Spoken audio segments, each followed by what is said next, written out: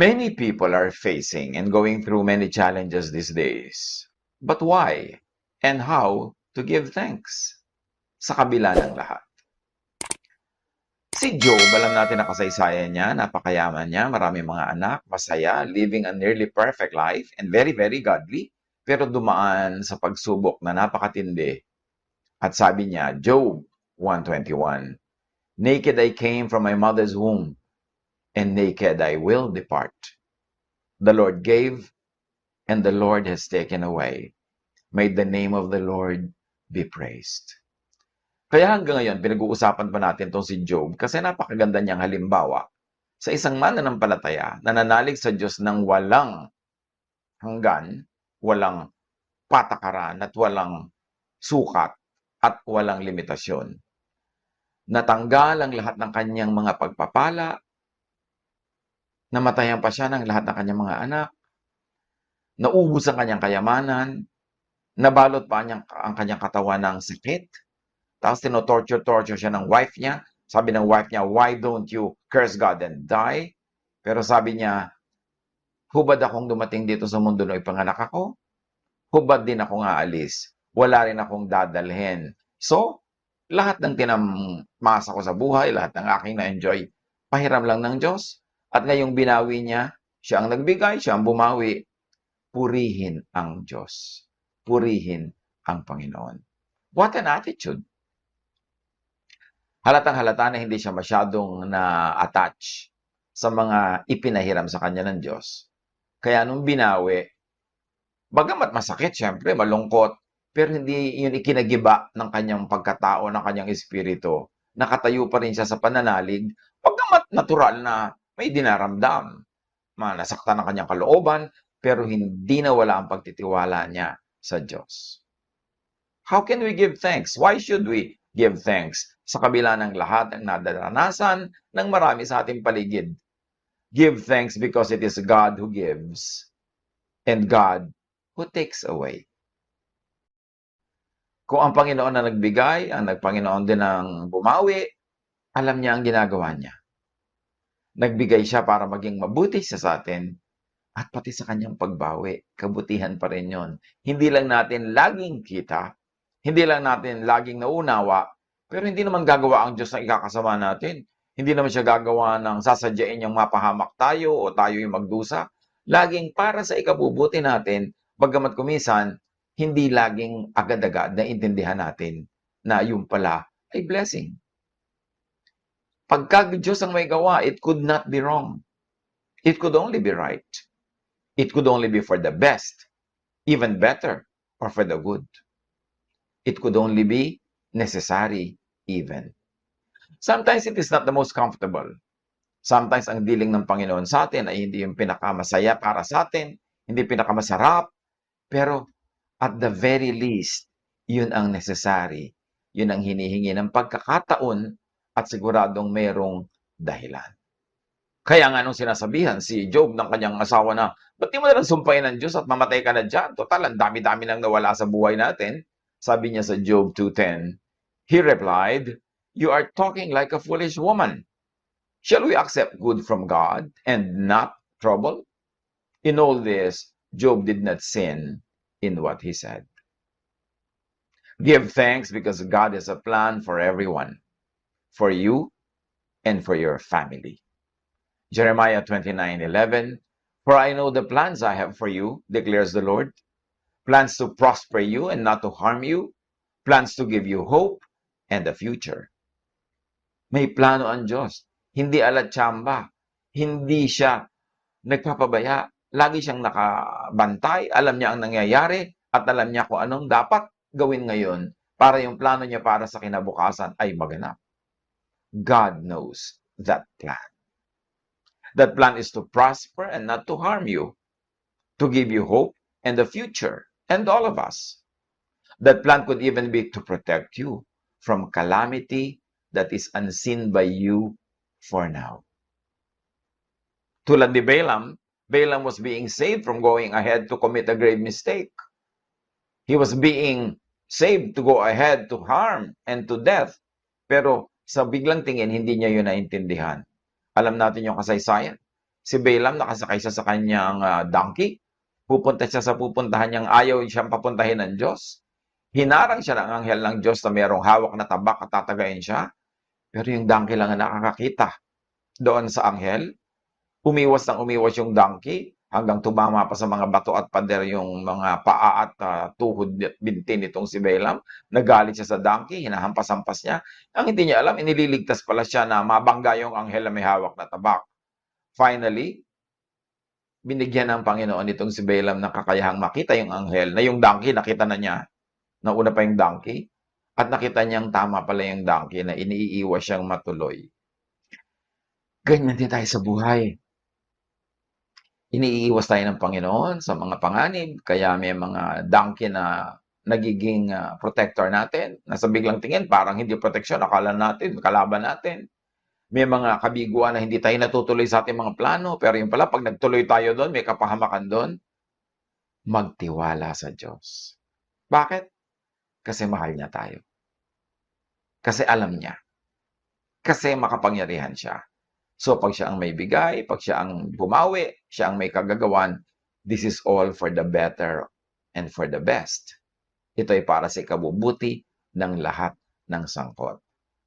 Huwag tayong maging short-sighted at huwag tayong magtiwala sa mabilis lang nating makita maunawa. Maraming hiwaga ang buhay. Isaiah 57:1-2. No one understands that the righteous are taken away to be spared from evil. Kahit nga ang pagpunta sa kabilang buhay, ang pag-uwi sa langit sa Diyos, yung tinatawag ng iba na pagkamatay, kahit yan ay may pagpapala sa mga tunay na minamahal ng Diyos. Kasi meron palang mga kinukuha siya para iligtas sa higit lalong mahirap na kalamidad. At dahil ang pagbawi naman sa ating hininga, ang pagbawi sa ating buhay ay hindi naman kamatayan ng kahulugan, tayo uuwi sa ating Diyos. Tayo pupunta sa ating Ama. So hindi yun talaga disadvantage. Malungkot lang sa biglang tingin ng mga namatayan, ng mga naulila, pero sa tingin ng Diyos, hindi yun dapat ikalungkot. Pero siyempre, hindi naman masamang malungkot ka kung ikaw yung namatayan, ikaw yung naulila, pero magtiwala pa rin sa Diyos. Because no one understands that the righteous are taken away to be spared from evil. Mas mapapahamak pa pala sila kung nanatili silang buhay dito sa mundo. Although ang nalagot lang naman ay lupang hininga, hindi yung hininga ng Espiritu. God has the best plan for everyone. God has varying and different plans for people. Some are taken away to be blessed in a different way. Some are kept where they are, also to be blessed. Maniwala, magtiwala. Kasi iba-iba naman ang itinakda sa atin sa iba't ibang panahon. Hindi tayo pare-pareho at hindi uniform ang diling ng Diyos sa ating lahat. But if it is God that allows, and especially if it is God that causes it to happen, then wait for the blessing. At kahit wala pa tayong makitang parang, nasa na, bakit nasa yung blessing? Yun lang hindi mo alam na iniligtas ka pala sa possible harm, yun ay napakalaking blessing. Makita mo man o hindi. Ano man ang mangyari, everything that happens is a blessing to those who love God and are called according to His purpose. Different dealings, but the same plan. For the best, tailored to each one. Kanya-kanya tayo ng detalye, pero isa ang general plan ng Diyos. But because, in most cases, we do not see the possible worst or worst case scenarios, we are usually unable to appreciate the deal that God gives us. Halimbawa, nagmamotor ka o nakasakay ka sa kotse na yung pala merong gugong bundok at patatabunan ka kung natuloy ka doon sa iyong biyahe, pero pinigil ka ng Diyos. Sa bahay pa lang nasira yung kotse mo, may mga nangyari, hindi ka natuloy, may pumigil sa'yo, hindi ka natuloy. Akala mo, napigil ka lang, hindi mo alam kung ano nangyari, pero yung pala, nailigtas ka sa isang bundok na guguho. Pero hindi mo na siguro makikita yun at malalaman pa, kaya hindi mo alam na blessing na pinigil ka, o blessing na pinatuloy ka, o blessing na dinala ka dito at doon. Pero alam yun ng Diyos. Kung alam lang natin kung saan at paano pala tayo iniaadya ng Diyos araw-araw, mas magiging appreciative tayo sa kanyang mga pag-iingat. Being taken from point A to point B is not judgment or punishment. It is salvation from greater but unseen calamity. It is the next step in the journey. And note also, being kept at point A is also a movement to point A2. Kahit nandiyan ka, may movement pa rin yan. May nangyayari pa rin. Romans 8:28, for we know that in all things, God works for the good of those who love Him, who have been called according to His purpose. So give thanks because any and every situation is made by God. Do not moralize every situation.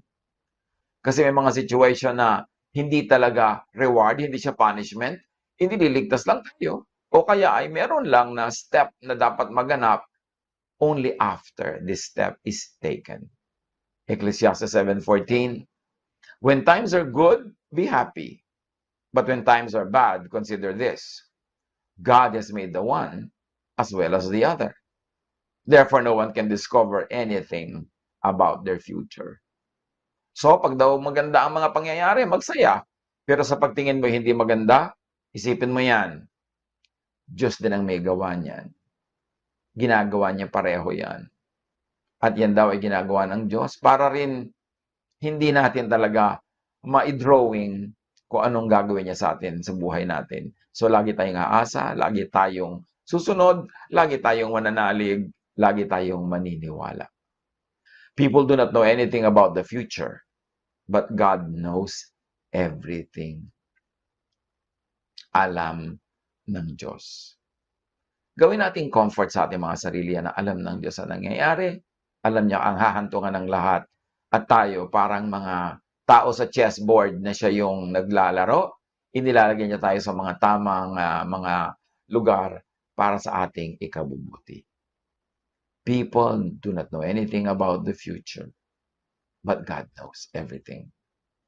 Any and every timing is God's. So do not moralize every season or weather. Yung panahon na may employ ka, panahon na tapos ang employment, do not always relate it to bad or good. Nangyayari talaga yan. Everything happens. Ecclesiastes 3:1-3, there is a time for everything. There is a season for every activity under the heavens. A time to plant and a time to uproot. A time to tear down and a time to build. At kung i-extend natin yan, merong time na darating tayo sa isang lugar na meron tayong trabaho at merong time naman na mawawala na tayo doon at ilalagay na tayo ng Diyos sa ibang lugar naman. Merong time ng pagdating, merong time ng pag-alis, merong time na ganito at merong time na ganyan. Pero lahat yan, Diyos ang may takda. Being uprooted from point A means being replanted in point B. Hindi ka naman dinala sa ibang planeta. Meron lang ibang pagdadalhan. At kung ibang planeta man, kung kasama mo naman ng Diyos, why not? Basta ang mahalaga ay nandun ka living in the center of God's will. Being torn down from point A means being rebuilt in point B. Importanteng isipin natin ang mga bagay na ganyan. Huwag tayong masyadong maging attached sa ating present situation. No situation is permanent, but God is permanent. And God's love is permanent. Kung ating matatandaan si Naomi, to escape a famine, Naomi and her family uprooted themselves in Bethlehem to move and to be replanted in Moab. Then difficulties in Moab made Naomi uproot herself and Ruth, ang kanyang naging manugang doon, to be replanted again in Bethlehem. And back in Bethlehem, Naomi found new blessings. Iisipin mo, sobra nang na-attach si Naomi halimbawa sa Moab, sobra na siyang nasanay doon, pero umuwi siya. Dinala siya ng Panginoon pabalik sa Bethlehem, at in fact, pagbalik niya doon, mas maasenso pa ang buhay niya kesa nung dati, bago siya umalis. Hindi ibig sabihin yan na lahat ng babalik ay mas magiging mas maasenso materially. Pwedeng yes, pwedeng half, pwedeng no, pero ang mahalaga, kung dinadala tayo ng Panginoon sa isang lugar, siya ang may alam. Maaaring inililigtas niya tayo sa calamity kung hindi niya tayo inilipat, o kaya ay may maganda talaga siyang plano, or both of them can be correct. Manalig, magtiwala, tibayan ang loob. But those who will stay under the same and move to rearrange and new conditions, thank God pa rin. So yung aalis, thank God. Yung mananatili, thank God. Yung nanatili pero may pagbabago ang pananatili, thank God pa rin. Pray for new forms of blessings. Pray for sight to see new forms of blessings. Sa Numbers chapter 22, makikita natin nga ang kasaysayan ni Balaam na kanina ay ating binanggit na. Aalis siya, pupunta sa isang lugar, pinigil siya ng Diyos. Hindi niya alam na Diyos ang pumipigil sa kanya, kaya pinagpilitan niya hanggang siya masaktan, hanggang siya mahirapan. Pero finally nalaman niya, Diyos pala ang may kalooban na siya ay mapigil, at least at that time. At nung nalaman niya yan, nag-surrender siya at nag-submit.